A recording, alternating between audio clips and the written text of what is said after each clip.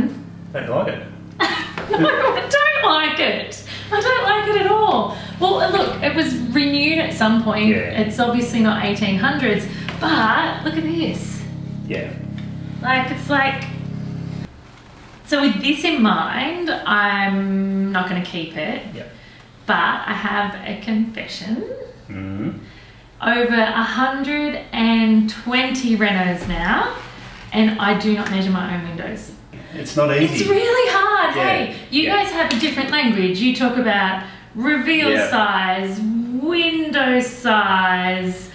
Yeah. Architraves, stud openings. Yeah. See? Yeah. And for me, there's no going back. Get your windows wrong, and there's no going back. Yeah. And so I shy away from it all, and it's one of the biggest questions that I get. How do I measure my windows? How do I know what window sizes to get? And so I totally chicken out. 120 renos, I've always just measured approximately to get estimates and then got the guns in.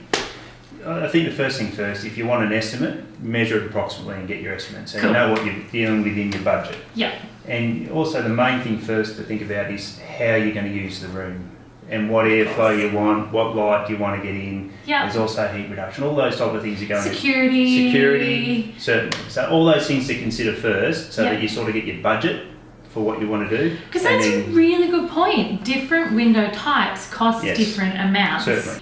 Like it all changes, doesn't it? It does, but you've also got to look at what the cost of the life of the window is going to be. So you want to get something that's got quality in it, but you're not having to service. You're not having to replace spiral balances. You're not having to do and you don't want to change them out. Correct. Like it's a one deal, like one-time game. So the variety of the quality that sits in there is massive. So really? you really need to have a look at what the future of that window is going to be used for, the practicality of it, and then what the cost is going to be versus having to service it, replace parts on it and those type of things. Because let's face it, people don't service their windows. Not enough. Let's face it. Like they you shouldn't don't have to often though. Okay. If you've got a decent quality window and a good quality window. How often should you have to do it if you've got a good window? Realistically, you'll know if you're using it, whether it's coming up to a time that you're going to have to need a service on. So it's clunkier when you wind it or slide those it. type of things are sort of early indicators that you need to have a look at a bit of servicing on your window. Now let's face it, let's be dead honest, our country's labour costs are huge. Yep. So for me, windows and doors are two things that I never ever scrimp on because the cost of the labour to put them in, which is way above my pay grade, is huge. The proportion to the total cost of the window, it's high. But the reality is, being in Australia, we like to have airflow. We like to be inside and out. So we treat our windows a little bit different than other countries too, in terms of heat and those type of things. Yeah. So we punch a window open and let the air through because we feel the room. Yeah, the room feels better. We feel better that we've got a little bit of airflow. I think he's been listening to my space medicine videos. So back to this window.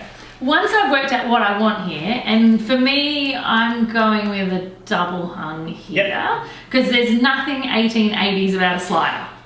Not really, no. No. But when I contacted you the other week and said, hey, can we sort out the window for this room? And then I went, oh shit, someone's got to measure it. Yeah.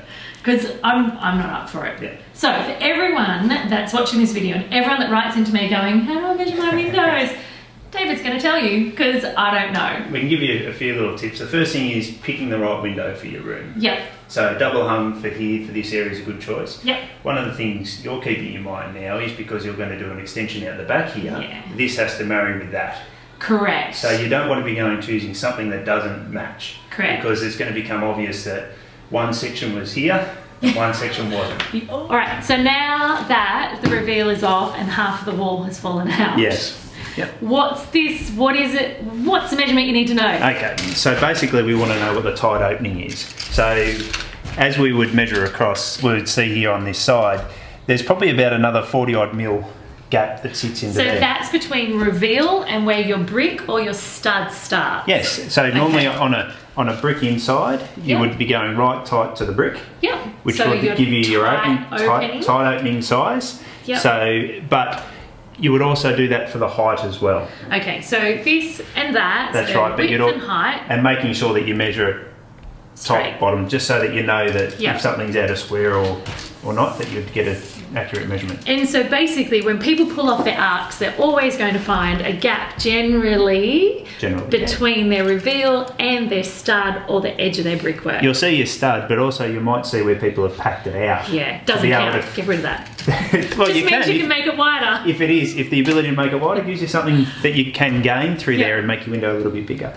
But just remember the tight size of that is the maximum that you can. You're better off ordering a window smaller than larger because you can pack out to fit it.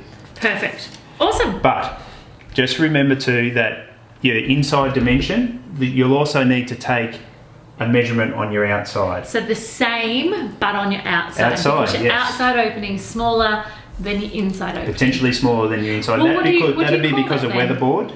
Just their outside tight size. Okay, so when I would email you, I'd go, hey David, the internal tight opening width is, the external tight opening width is. Yes, that's exactly right. So I need a dictionary. Inside and outside, height and width. Inside, outside, height, width, tight openings. Now, here's the best thing, photos. If you take photos and you send it with it, it's for people like us who may be drawing it up for you. Yeah. You can then look at the photo and go, no, that doesn't quite look right. We need to check, or can you check that for us? Yes. And you know what's really good I find when people send me measurements?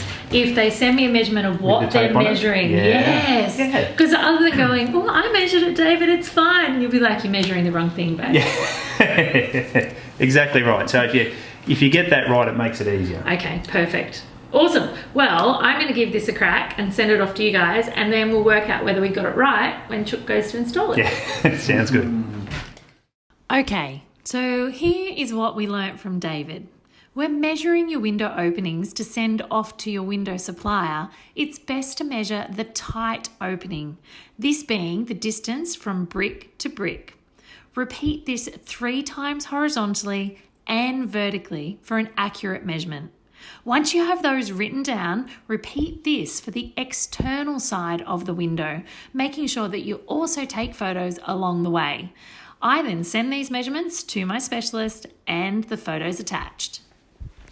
Thanks for tuning in.